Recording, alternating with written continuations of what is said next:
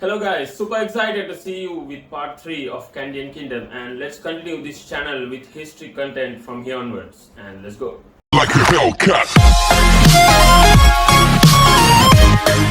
Before we start this lesson, I would like to quickly reflect on what we've learned so far, right? So for that purpose, I'm gonna classify kings of Candian Kingdom into 3 categories, alright? So it's easy for you to remember their names and basically their dynasties, right? So kings of Kandy, I'm going to divide them into 3 categories. Founding dynasty, alright, starting from Sena Sammata Vikrambahu.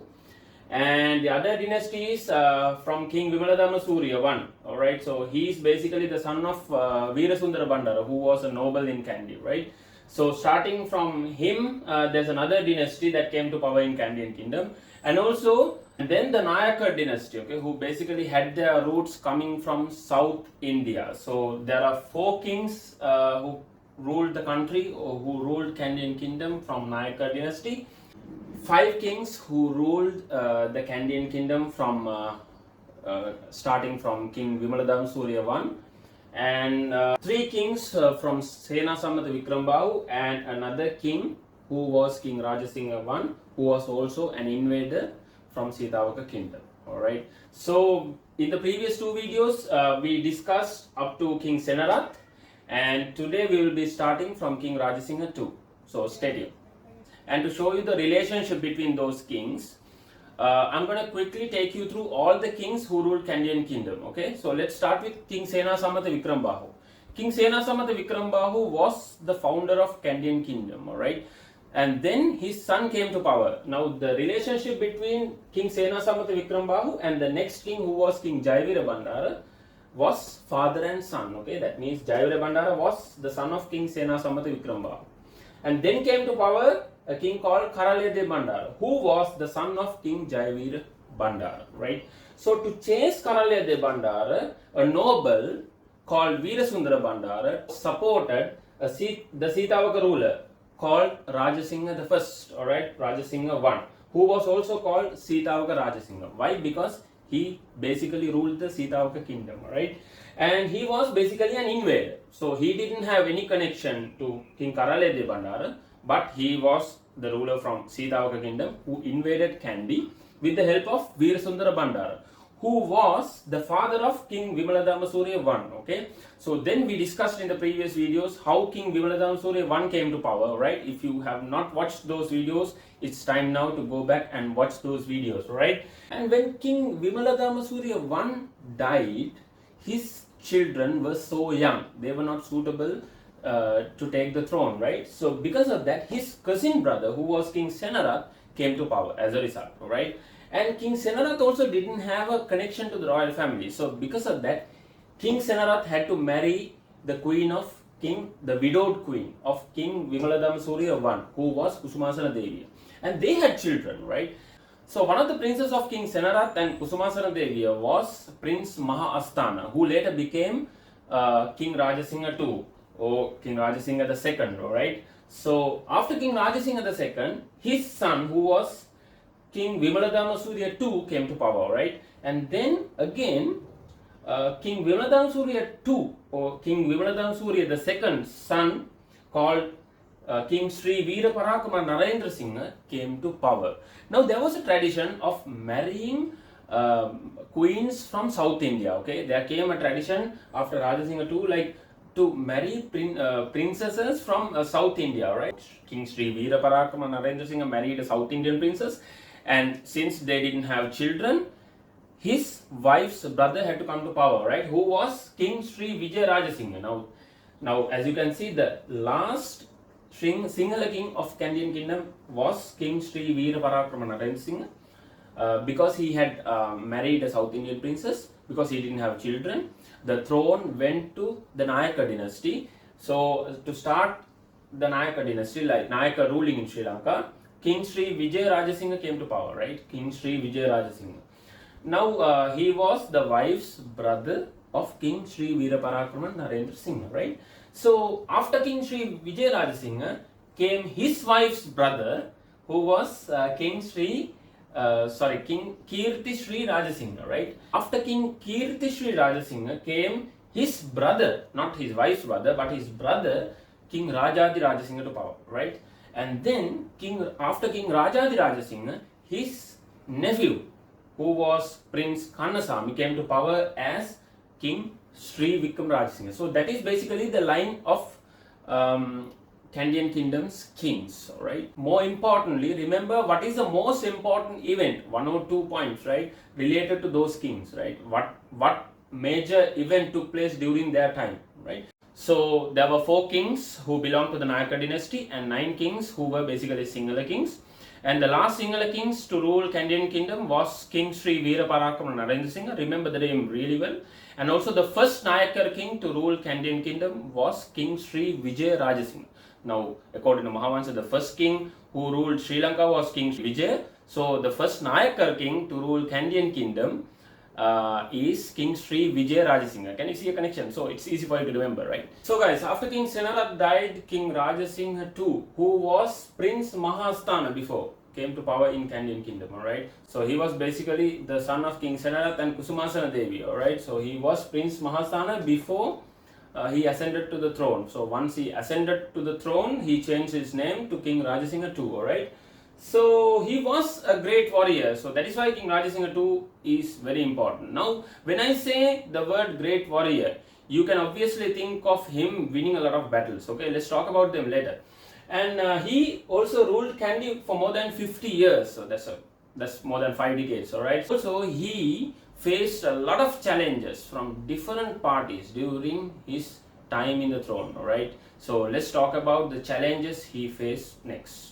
So we already know that most of the coastal areas of the country were occupied by the Portuguese, and after 1505, right? So when they came here, they settled, ports like Colombo, Batticlo, and Gaul were under their control. Okay, the Portuguese control, and so the primary threat that King Rajasingha II faced was, now the Portuguese, they were not limited into those coastal areas. From time to time, they tried to invade Kandyan kingdom. So King Rajasingha II had the big task of preventing those attacks or defeating the Portuguese when they attacked Kandyan kingdom. Alright, so that was basically the main challenge faced by King Rajasingha II. And also, he wanted to expel the Portuguese once and for good. Alright, so he had enough with the Portuguese and he wanted to expel them forever, right? So he made a very good plan. Let's talk about it later. And during his time, during King Rajasingha II's time, right, the aristocrats or the nobles, so we call them chieftains, the regional rulers of Kandy, had a firm grip of power. Now, basically, the rule was decentralized. Now, in our previous units, we learned about centralized ruling, right, of Sri Lanka, right, like Parumakas. Now, Mapanumoka was the king, then Parumaka, like that. So, Parumakas were basically like, when it comes to the Kandyan era, they were chieftains. They were called nobles, chieftains, aristocrats, like Nilames, okay. So, they had, a firm grip of power within their area. Now, sometimes they listened to the king, sometimes they didn't listen to the king. They did things on their own. They made decisions without even consulting the king, right? So, the king faced that challenge of, like the more power falling into the hands of those chieftains. So, he had to keep these chieftains under check because they were a threat to the throne, alright? He had the task of liberating Kandy from the Dutch influence. Now guys, King Rajasingha II is super important because he was able to make a deal or sign an agreement with the Dutch in order to expel the Portuguese out of the country, alright? Expelling means kicking out, basically, alright? So, to completely kick the Portuguese out of the country, okay, or we call it expelling in formal terms, he made a deal with the Dutch back in 1638. Now, it took around 20 years for the Dutch to basically drive the Portuguese out of the country completely. So, 3 major battles took place during the time of King Rajasingha II, that were Uvar Andinivala battle of 1630 and Gannuru battle of 1638, and the campaigns against the Dutch that took place between 1670 to 75, right? And both the battles, Randinivala and Gannuru, were against the Portuguese, and the 1670 to 75 campaign was against the Dutch. So, where the Kandyan kingdom won all the battles, right? So now, when King Rajasingha II signed the agreement between the Kandyan kingdom and the Dutch. All right, the Dutch basically joined hands with the Kandyan army, and they were able to drive the Portuguese out within about 20 years, that is by 1658.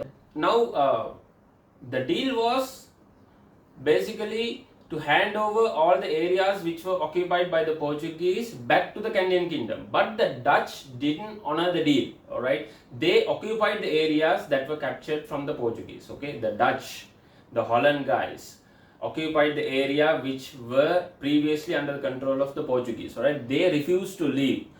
And also they didn't stop there. They started capturing more areas even from the Kandyan kingdom later on. Now this proved to become a headache for the Kandyan kingdom. All right, so between 1658 up to 1670, there were a lot of disputes between the Dutch and the Kandyan kingdom. Some areas were occupied by the Dutch, right, without the consent of the king. So that is why the king had to resort to warfare, or king had to go to battle with the Dutch between 1670 and 75, as we discussed earlier.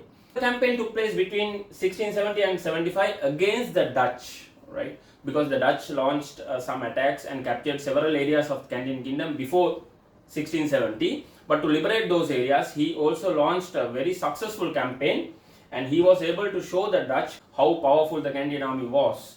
After that, basically the Dutch got scared, and they basically adopted a very peaceful approach towards the Kandyan kingdom. So that was a turning point. After King Rajasingha II came to power, his son King Vimaladharma Surya II, alright, so he was the son of King Rajasingha II, and he was not as clever as King Rajasingha II. He was not very tough, and he was not a renowned warrior or something like that, right? So as a result, the chieftains or the regional rulers of Kandyan kingdom were able to strengthen their power, right? So, and he also adopted a peaceful policy towards the Dutch, and then as a result there was no fights or wars between the Dutch and the Kandyan kingdom. Now the Buddhism was under decline, and because of that he took measures to bring back Upasampada or higher ordinance from Burma to Sri Lanka. So the Dutch are said to have been like supported the king in order to bring like bhikkhus from Burma to Sri Lanka, right, to establish the higher ordinance. So, and also there are reports that he renovated the Temple of the Tooth or Dalada Maligawa in Kandy. So those are the main events that took place under King Vimaladharma Surya II, right? So guys, Upasampada is called higher ordinance in English. Actually, this is a state where a monk can reach. It's a senior state that a monk can reach. Normally, it's a ritual. So it's a religious ritual within Buddhism that a monk is promoted from junior to senior, something like that. So only a monk who's already an Upasampada monk can establish another monk towards that position or towards that status. Okay, so that's basically like, graduating somebody. So only a graduate can graduate another person, right? So that's a norm. So this is something like that. So we have different types of silas when it comes to Buddhism, like Pansil, Atasil, Dasasil. The Upasampada sila is something that can only be achieved by bhikkhu who's a senior. Okay, that is the most, like, the senior most sila that a bhikkhu can attain, right? So you must be wondering why we had to bring monks from other countries in order to establish Upasampada back in Sri Lanka. Why? Because when Buddhism was under decline, we didn't have enough number of bhikkhus that had attained the state of Upasampada or senior enough in order to be able to promote the other monks to the state of Upasampada. So that is the reason our ancient kings had to seek support from other countries like Burma and Thailand in order to like call their senior monks over here and establish Upasampada, so that they can come here and like promote our monks to that state of Upasampada. Alright guys, so let's come to the last king that we are discussing in this video, and the Nayaka dynasty will be discussed in our next video. Alright, so we are going to talk about the last Sinhala king that ruled Kandyan kingdom. Alright, so his name was King Sri Veera Parakrama Narendra Singha,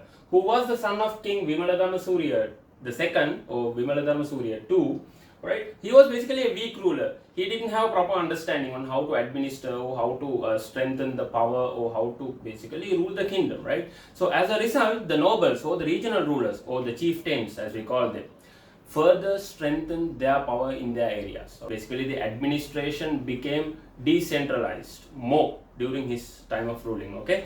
And also he married a South Indian princess, and like his father, okay, and he didn't have children from that marriage. So as a result, after his death, his queens, or his wife's brother, had to come to power, who was basically from the Nayaka dynasty from South India, had to come and be the king, right? Who was King Sri Vijayarajasinghe. So let's talk about all the Nayaka kings in our next video. Thanks for watching this video, and if you have any questions from any parts of history, okay, related to your syllabus, please leave a comment in the comment section below, and I'll be happy to answer when I have free time. All right.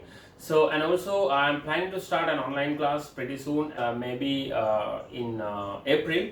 All right, I'll keep you informed. So stay tuned with this channel for updates. All right.